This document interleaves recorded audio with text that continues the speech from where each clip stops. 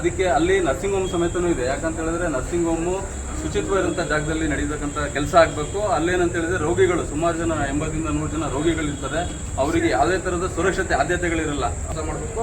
ಇಲ್ಲ ಅಂತ ಹೇಳಿದ್ರೆ ಜಿಲ್ಲಾಡಳಿತ ಇದ್ರ ಬಗ್ಗೆ ಸೂಕ್ತವಾದ ಗಮನ ಹರಿಸಲಿಲ್ಲ ಅಂತ ಹೇಳಿದ್ರೆ ಇದನ್ನ ಒಂದು ವಾರ ಗಡುವು ಕೊಡ್ತಾ ಇದೀವಿ ನಾವು. ಮುಂದಿನ ಒಂದು ವಾರದಲ್ಲಿ ನಾವು ಲೋಕಾಯುಕ್ತಕ್ಕೂ ಸಮೇತ ಈ ವಿಚಾರ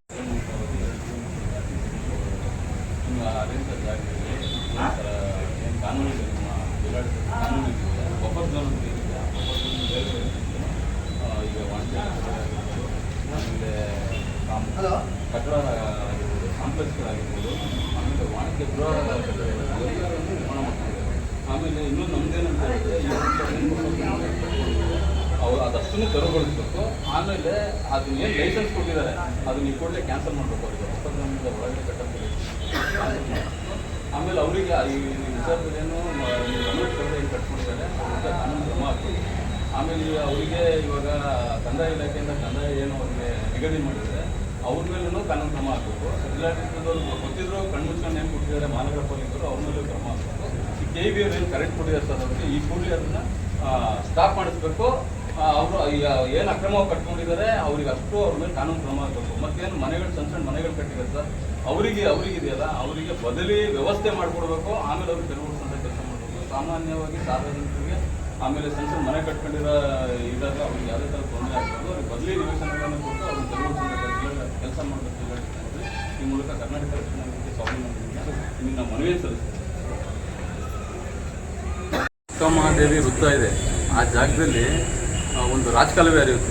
ಎಲ್ಲರಿಗೂ ಗೊತ್ತಿರೋಂಥ ವಿಚಾರ. ಶಿವಮೊಗ್ಗದಲ್ಲಿರ್ತಕ್ಕ ಎಲ್ಲ ತ್ಯಾಜ್ಯ ವಸ್ತುಗಳು ಆ ಮೂಲಕ ಹೊರಗಡೆ ಹೋಗುತ್ತೆ. ಶಿವಮೊಗ್ಗ ನಗರದಲ್ಲಿ ಒಟ್ಟು 2 ಕಿಲೋಮೀಟ್ರು ರಾಜಕಾಲುವೆ ಇರುತ್ತೆ. ಅದರಲ್ಲಿ ಮಹಾನಗರ ಪಾಲಿಕೆಯಿಂದ ಏನು ನಿರ್ಮಾಣ ಮಾಡ್ಬೇಕಾದ್ರೆ ಬಫರ್ ಝೋನ್ ಬಿಟ್ಟಿರ್ತಾರೆ 15 ಅಡಿ ಅದನ್ನೆಲ್ಲ ಅತಿಕ್ರಮಣ ಮಾಡ್ಕೊಂಡಿದ್ದಾನೆ. ಕಮರ್ಷಿಯಲ್ ಕಟ್ಟಡಗಳನ್ನು ಕಟ್ಕೊಂಡಿದ್ದಾರೆ, ಅಪಾರ್ಟ್ಮೆಂಟ್ಗಳನ್ನು ಕಟ್ಕೊಂಡಿದ್ದಾರೆ, ಮನೆಗಳನ್ನು ಕಟ್ಕೊಂಡಿದ್ದಾರೆ. ಇನ್ನು ಮುಂದೆ ಹೋಗ್ತಿದ್ದಂಗೆ ಸಣ್ಣ ಸಣ್ಣ ಮನೆಗಳ ಸಮೇತನೂ ಕಟ್ಟಿದ್ದಾರೆ. ಅದಕ್ಕೆ ಅಲ್ಲಿ ನರ್ಸಿಂಗ್ ಹೋಮ್ ಸಮೇತನೂ ಇದೆ. ಯಾಕಂತ ಹೇಳಿದ್ರೆ ನರ್ಸಿಂಗ್ ಹೋಮು ಶುಚಿತ್ವ ಇರೋಂಥ ಜಾಗದಲ್ಲಿ ನಡೀತಕ್ಕಂಥ ಕೆಲಸ ಆಗಬೇಕು. ಅಲ್ಲೇನಂತ ಹೇಳಿದ್ರೆ ರೋಗಿಗಳು ಸುಮಾರು ಜನ 80 ರಿಂದ 100 ಜನ ರೋಗಿಗಳಿರ್ತಾರೆ. ಅವರಿಗೆ ಯಾವುದೇ ಥರದ ಸುರಕ್ಷತೆ ಆದ್ಯತೆಗಳಿರಲ್ಲ. ಅವ್ರಿಗೆ ಮತ್ತೆ ರೋಗ ಹರಡೋಂಥ ಚಾನ್ಸಸ್ ಇರುತ್ತೆ.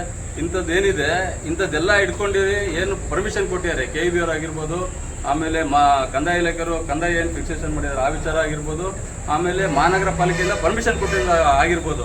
ಈ ಕೂಡಲೇ ಅದನ್ನೆಲ್ಲ ಕಟ್ ಮಾಡಬೇಕು. ನಾವು KBR ಅವ್ರಿಗೂ ಈ ಸಲ ಇದರಲ್ಲಿ ಒಂದು ಮನವಿಯನ್ನು ಸಲ್ಲಿಸ್ತಾ ಇದೀವಿ. ಅವ್ರು ಏನು ಕರೆಂಟ್ ಕೊಟ್ಟಿದ್ದಾರೆ ಅದನ್ನು ಈ ಕೂಡಲೇ ಅದನ್ನ ಕಟ್ ಮಾಡಬೇಕು.